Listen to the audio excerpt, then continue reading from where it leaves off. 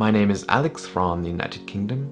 Right now I'm a conceptual artist for the film and game industry.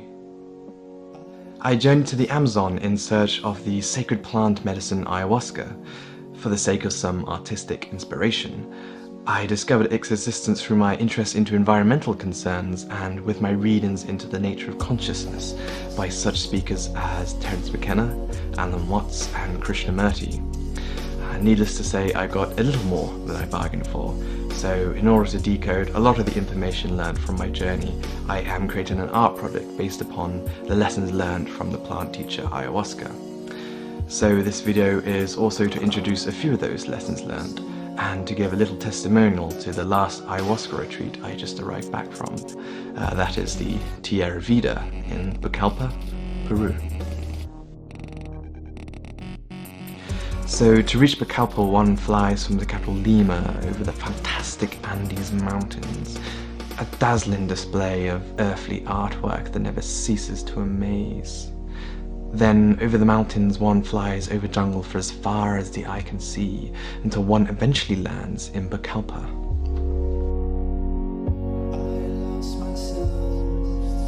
The Tierra Vida ayahuasca retreat lies around a 20-minute boat ride downriver from the main docks, just outside the bustle of the main town and into a deep nature environment.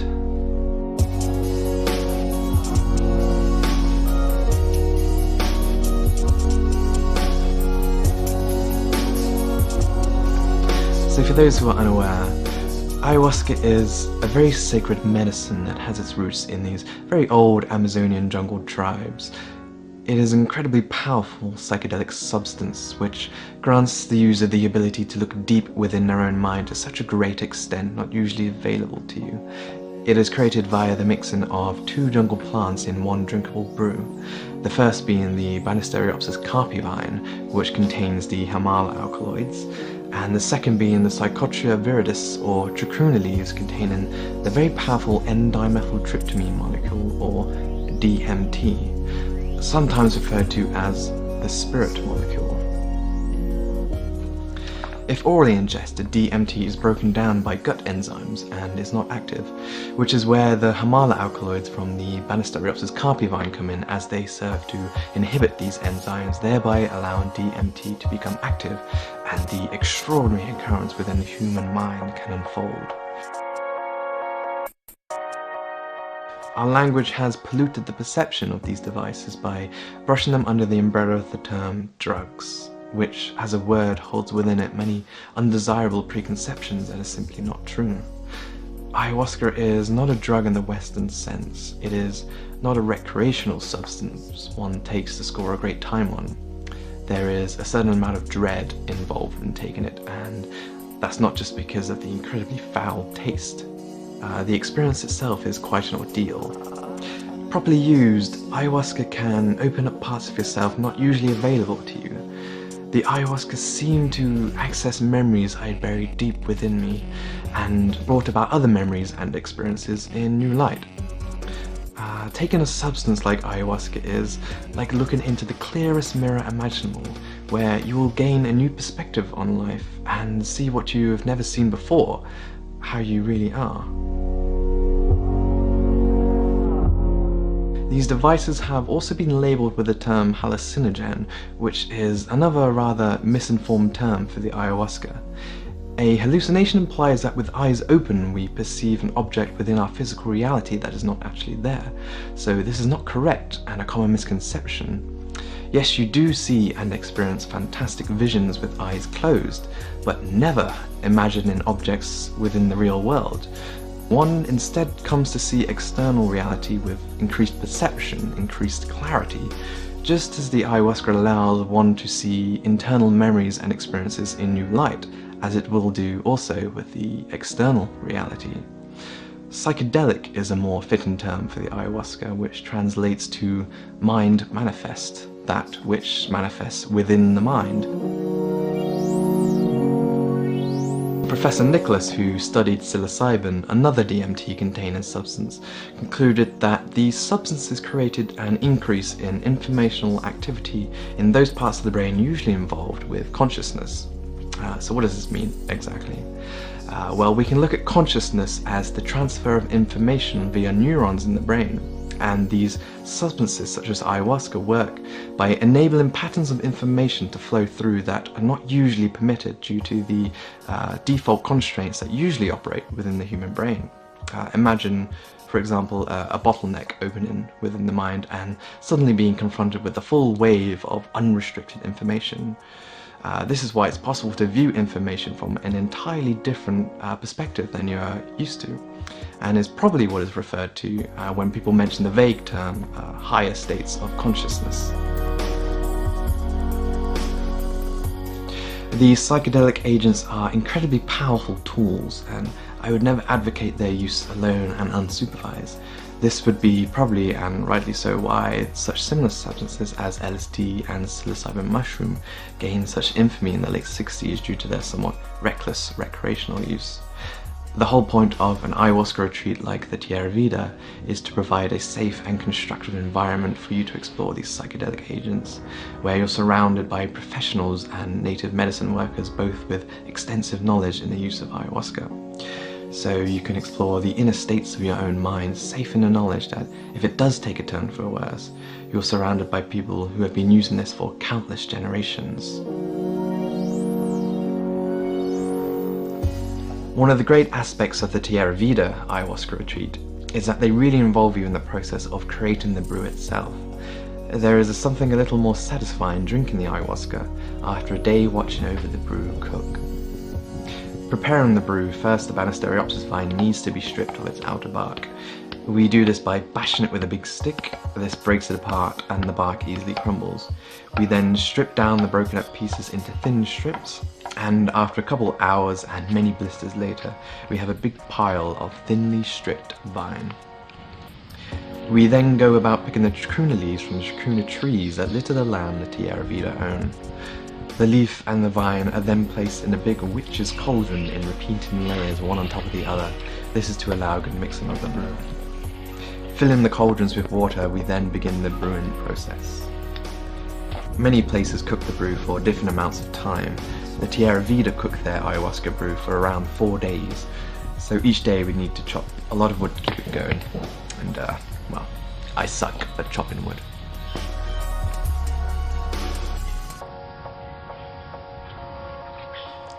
Over the 4 days, the brew concentrates more and more. 2 cauldrons become one cauldron becomes a small pot brewing in the kitchen, until eventually you have a small amount of thick, concentrated brew.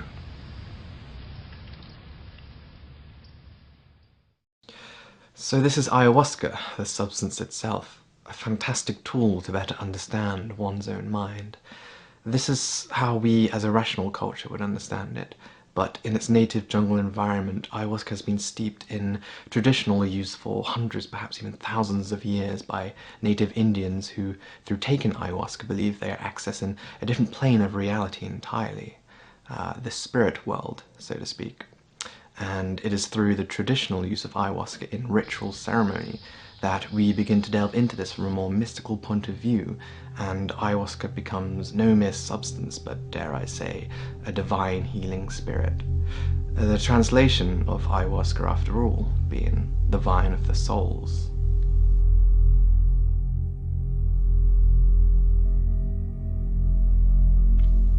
The participation of an ayahuasca experience takes place within a ceremonial scenario, typically held within a ceremonial house called a maloka. Initiated at night to facilitate and fully engage with the mystical visions one encounters with the ayahuasca. You'd arrive there and the maloka would be lit by candlelight. Mattresses circle the outer edges of the maloka with an altar in the middle. The altar housing various props that gets used throughout the ceremony for various ritual purposes: incense, sage, flower water, and the ayahuasca itself. Ceremonies are conducted by an elder, or shaman as they are known, a person who has devoted their life to working with the ayahuasca. The shaman can access ancient songs of healing called icaros, which they have learnt supposedly from these sacred plants themselves, in order to heal people in the ceremony of multitudes of problems, or to delve people deeper into the mystical experience. One of the items the shaman will use is mopacho tobacco. The mopacho supposedly acts as a kind of cleanser of bad spirits. Along with blowing the mopacho smoke around the entire maloka, the shaman will personally blow the smoke over those involved in the ceremony. The bottle of ayahuasca is then given to the shaman to bless, who sings a personal ikaros into it.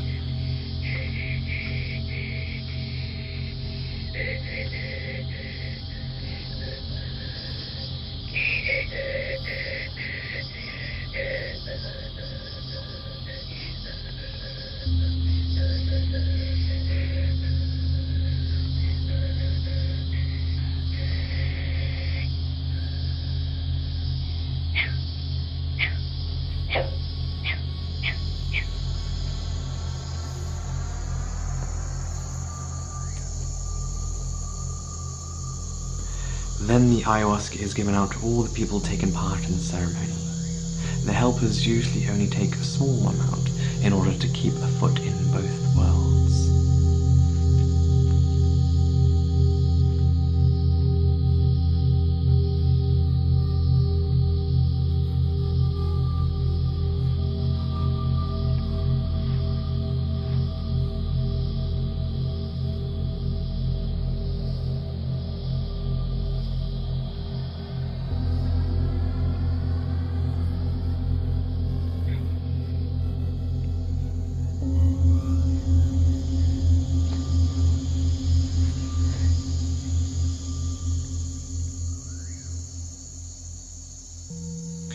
Waiting in the darkness of the maloka, I always begin to recognize the ayahuasca taking effect by the introduction of a kind of stillness of being, a shifting of focus away from distracting thoughts and into a state of mind more in tune with the current living moment, an alignment into the psychedelic experience.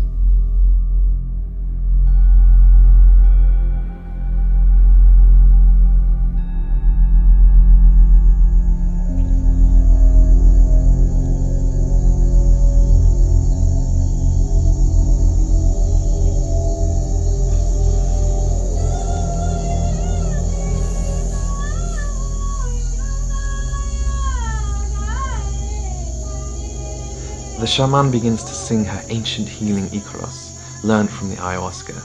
An inner world full of light begins to unfold in a way that can only be described as extraordinary. I find myself humbled at the majestic beauty of an inner world that appears more real than ordinary reality itself.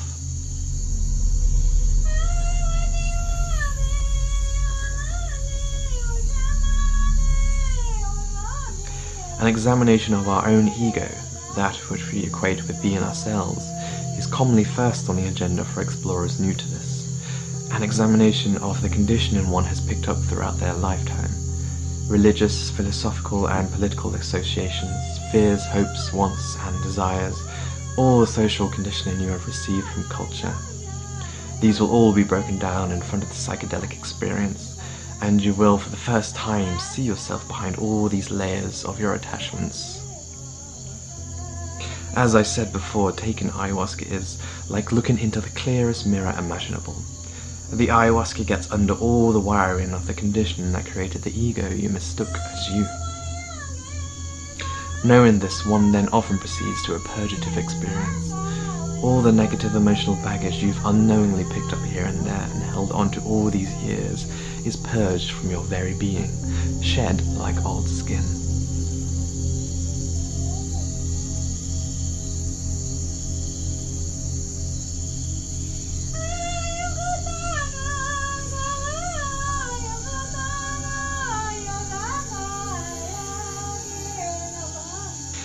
One delves deeper into the mystical experience, encountering visual representations of spirits that seemingly seek to teach and assist. One of the earliest experiences I have of this were of spirits contacting me, claiming to be the caretakers of my heart.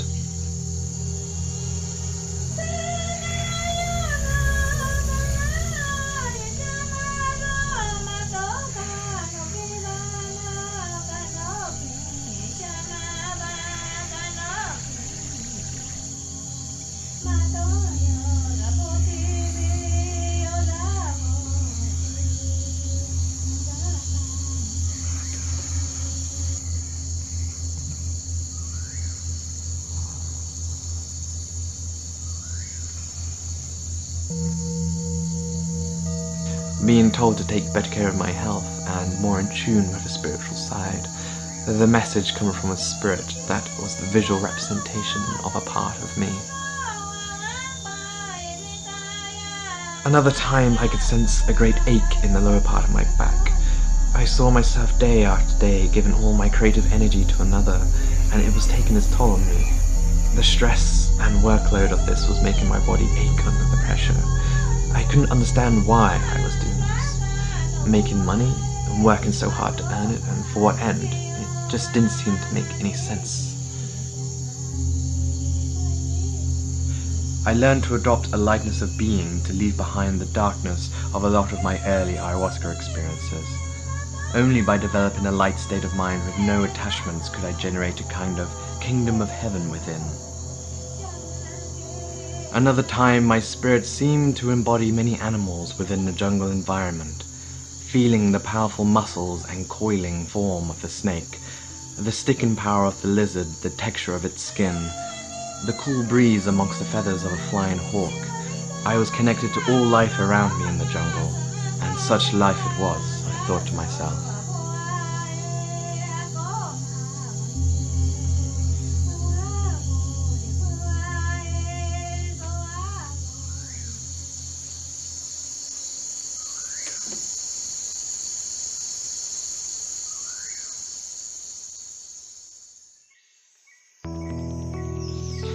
There is something very important about taking ayahuasca in a deep nature environment like this, and the Tierra Vida own a fair amount of jungle that's yet to be developed. It's especially important for those in cultures like mine, incredibly cut off from the natural world.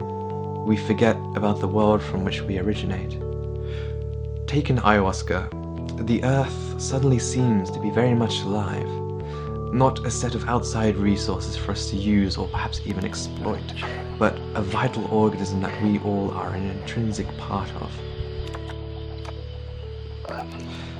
Confronting the ayahuasca experience, you are drawn to address very fundamental questions about who you really are.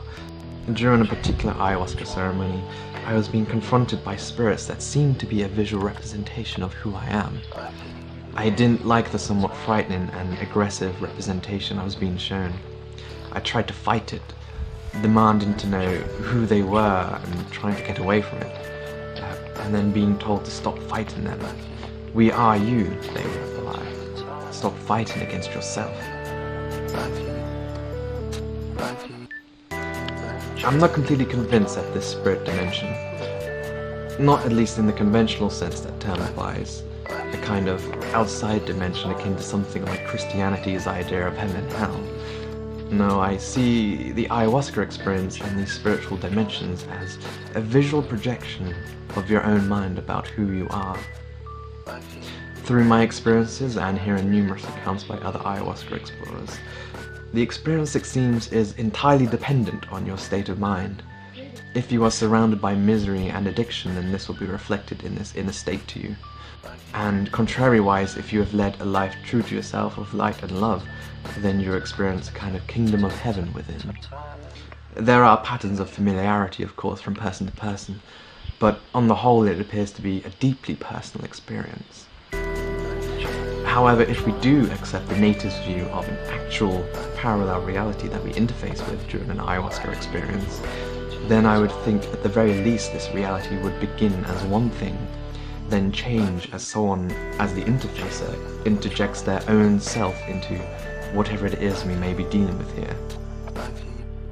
There is a heavy theme of connectedness to all things, both for me and for many others when taking ayahuasca. The idea that all life originates from the same source, the Big Bang. As Alan Watts used to say, it's as though someone has taken a bottle of ink and smashed it, creating many patterns. The pattern is very dense in the middle, but gets more intricate the further out we move. We're those complicated little bits at the end, but still a part of the whole. The Tierra Vida is a smaller ayahuasca retreat compared to some of these rather excessive places that have sprung up alongside the ayahuasca boom. The owners being incredibly cool and down-to-earth people that haven't been engulfed by their own business. So you get a much more intimate experience, and it really just felt like I was enjoying time with some old friends. The Tierra Vida share the land with a local Shipibo family, natives intertwined with generations of ayahuasca use. They make various Shipibo arts and crafts inspired by the ayahuasca visions, and will even sew designs onto some of your existing clothes if you wish. They also often do non-permanent ink tattoos based upon the same designs.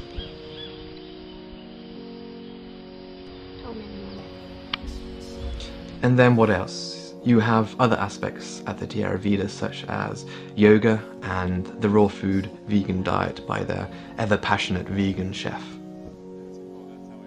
In the daytime between ayahuasca ceremonies, I would spend most of my days sketching and writing about my various ayahuasca experiences, or listening to the ayahuasca experiences of others, or perhaps just relaxing in a hammock overlooking nature. There is a small neighbouring community in the area surrounding the Tierra Vida. One place even has a little pool. A little out of place, I thought, but I begrudgingly had to admit that it was a rather welcome addition in the humid jungle environment. And of course you have the main town, a short boat ride away, to see the local scene, check up on internet, that sort of thing. It's rather jarring to be in this type of environment whilst working with the ayahuasca, with its attempts at reintegration into the heart of nature. So it's often better to stay in the quieter environment of the Tierra Vida.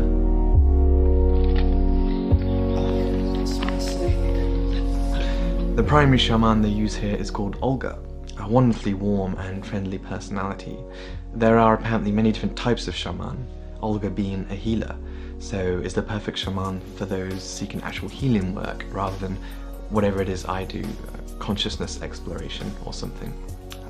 Other than Olga, they also enlist the help of father-son shamanic duo Leonardo and Bima, who sing together in a great rhythmic blend of traditional Icaros and a whistling style I'm not familiar with.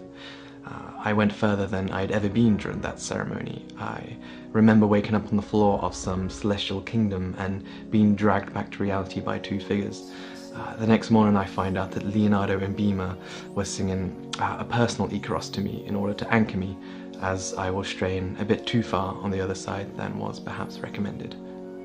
I'm always surprised at how spiritual the experiences are myself. I never really thought of what I was doing as spiritual exploration. I'd always kept a bit of distance and skepticism with it, only really doing it in order to create some beautiful artwork from, as one does see and experience many beautiful things with the ayahuasca. But it seemed after each ceremony I would have to ask myself, did that really all just happen to me, or was it part of some elaborate metaphorical fantasy which I'm not supposed to take literally, only extrapolate the messages behind it to apply to my life? It's dangerous to lean too far in any one direction, but it seems the more I experience with this, the harder it is to ignore the feeling that the natives could possibly be right with this. I'd always grown up an atheist, and in as early as my second ceremony I was being shown things, almost purposefully it seemed, to question that fundamental truth.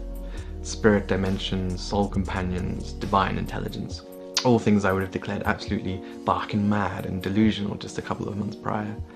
But after a direct experience, the universe appears not only stranger than I imagined, but stranger than my ability to ever imagine, it seems. But don't get me wrong, this is far removed from any orthodox religion. What somebody taps into with the ayahuasca is both far more spiritual than atheism would admit, and far, far more peculiar than religion would ever allow. Psychedelics allow the user to tap into that most sacred part of ourselves without any intermediary religion or other authority, which is exactly as it should be. The spiritual state is within. It can't be given to you by any other outside source. So it really comes down to each individual to take this task upon themselves. I'm still fairly new to this, so I may just be completely wrong with this. I've searched many avenues of life for inspiration, and it seems what happens within the space of one's own mind during an ayahuasca experience is the most fascinating occurrence within the whole universe. And when I experienced it, I thought, this is it.